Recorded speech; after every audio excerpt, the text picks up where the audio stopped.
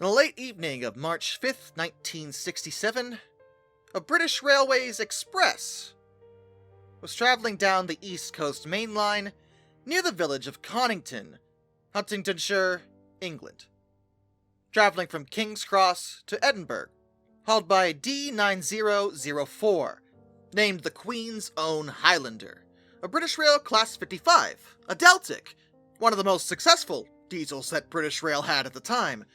The train, as an express, was travelling quite fast at 75 miles per hour, but as far as the crew was concerned, there were really no issues. The track was clear, the engine ran smoothly, as did the coaches, and everything should have been fine.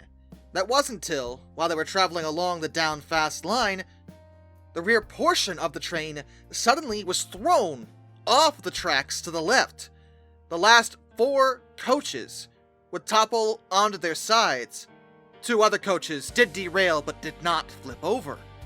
The crash was sudden and relatively violent, and will wind up killing 5 people and injuring 18 out of a total of 147 passengers. What the heck just happened? Like, everything was traveling along, everything was fine. Nothing should have gone wrong here. There was no reason to think there were any issues. Was it your fault? Well, no, actually, not in this case, though that was thought at first. The logical conclusion for this kind of crash, given the fact that the train itself showed no issues, was that there was something wrong with the tracks. There was something wrong with the tracks, but not wrong in the way you'd think. Let me explain. The formal accident investigation was led by Lieutenant Colonel I.K.A. McNaughton of the Railway Inspectorate. His Majesty's Railway Inspectorate, or HMRI, is the organization that is responsible for overseeing safety on all of Britain's railways and tramways.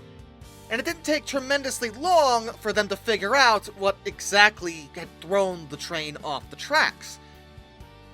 It was a switch. The interlocking showed that the home signal had actually been at danger when the accident occurred. But the problem with that is that when the driver and the second man on the train were interviewed, they said that it was displaying green until it passed out of their line of sight. Just beyond that signal, there were switches that were meant for controlling the movements from the down fast line over to the down goods line. It was on those switches where the train derailed. Normally, those switches shouldn't have been a problem, particularly with an all-clear signal, as the driver and second man indicated. The train should have passed right through without any issue. This was made all the more confusing as by this time in history, there were plenty of safety features in place to avoid switching derailments. These particular points were locked in their position by 2 separate locks. There was a standard mechanical lock that was operated by a lever, and that particular lock couldn't be released unless the home signal was at danger. If it was at green, you couldn't switch that track. There was also an electrical lock.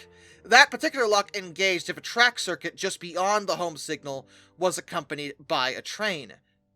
Basically, if the train was on that part of the track, the switch also shouldn't be able to move, because that meant the train was way too close for them to be switching the track. No. But most confusingly, there were no mechanical faults found with the track. Not with the switches, not with the locks, or with the train itself. Everything, mechanically, was sound. So how the heck did the switch get thrown? Well, that brings us to the main focus of this particular story. A 20-year-old signalman named Alan Frost. Immediately after the accident occurred, Frost claimed that he had accidentally, quote-unquote, changed the points while he was swinging on the levers. But even if he had been doing that, it still shouldn't have been possible for the levers to move, given the safety features in place. And as a result, initially, the investigation couldn't actually figure out what the heck even happened here. Everything seemed fine. Everything was sound. There was really no reason for that switch to have moved in any way, unless Frost himself had done some oddly specific things. The Railway Inspectorate inquiry would eventually deduce that as the train was approaching the Connington South signal box, Alan Frost had done exactly 3 different things. He replaced the home signal to danger just as the locomotive reached it, meaning the crew never saw it at danger, and thus releasing the standard mechanical lock. He then would pull the point lock lever to withdraw said mechanical lock, and then he had to raise the latch of the point lever just before the electrical lock operated, therefore making that also a non-factor. These exceedingly specific things that he would have had to do to accomplish this made it seem like the dude had actually done this very much on purpose. And in order for him to circumvent the safety features, he would have had to do all of that within the span of about 2 seconds. Because of how short a time frame that was, they ran a few tests to see if it was even possible for someone to do that. And it was revealed that, yeah, it could be done. It wasn't easy to do, but it could be done. And it revealed that the interlocking system they had in place could actually be defeated if someone had enough nerve and knowledge. Evidence also showed that Frost had stood still for multiple seconds with the points lever out of its frame, and then moved it just as the 6th coach was passing over it. And only then did he return it to its normal position. That implied that he had done this very, very much on purpose. He had thrown the switch intentionally and derailed the train. And as a result, he was subsequently charged with manslaughter and endangering the safety of railway passengers in November of 1968. His history was also explored, and he had entered the railway service in January of 1965, having formerly served with the Royal Marines. If he was in the military, you'd think he'd be fairly disciplined, but he was actually discharged due to, and I want to quote here, hysteria and immature personality, unquote. And reading that, to me, in 1960s lingo, that translates to modern language as, this kid had some friggin' issues.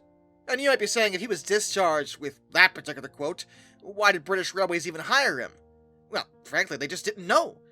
They had called his references and did their due diligence as they normally would have, but no one mentioned that he had been discharged for that reason, so they had no reason not to hire him. As far as they were concerned on their paperwork, him being a former Royal Marine was a glowing review. They simply had no clue that he was discharged for having some problems. Alan Frost's trial would last 11 days, with both sides presenting their evidence, and in the end, he was not found guilty of manslaughter. This is because, during the trial, both sides would come to an arrangement. Sounds to me like a plea bargain, though I admit I couldn't find exact verification on how this went. But it basically amounted to what was a plea bargain. The judge would instruct the jury to acquit on the charges of manslaughter. In exchange, he was going to plead guilty to the endangering the safety of railway passengers charge. And for that, he would be sentenced to 2 years imprisonment. Thing is, at no point during the trial, or anything since, or prior, was it revealed, Frost's explanation for why he did what he did. To this day, we still don't know why he flipped that switch. Why he went out of his way to flip that switch. Was he a psychopathic maniac? Was it the voices in his head? Was he possessed by the aliens? I don't know. There's no verification at all. Frost has never been recorded as offering any kind of explanation for his actions whatsoever. And partially as a result of that, I imagine, the Connington South rail crash, as it's known, has largely faded into the background. It's not the most major rail crash, certainly. Very few people have actually discussed it, to be honest, which is part of the reason why I wanted to talk about it, because I think more attention should be called to this. We have a railway employee, a signalman, not making a mistake, but intentionally derailing a train. That's lunacy. Horrifying, frankly. But I've pretty much given you all the information that I've been able to drum up, outside of the fate of the Queen's Own Highlander, D9004, the locomotive involved. She never derailed, she was fine, but to be clear, she is not one of the surviving Deltics in preservation, having been scrapped back in August of 1983. Till next time, This is darkness, and I bid you all a fond farewell.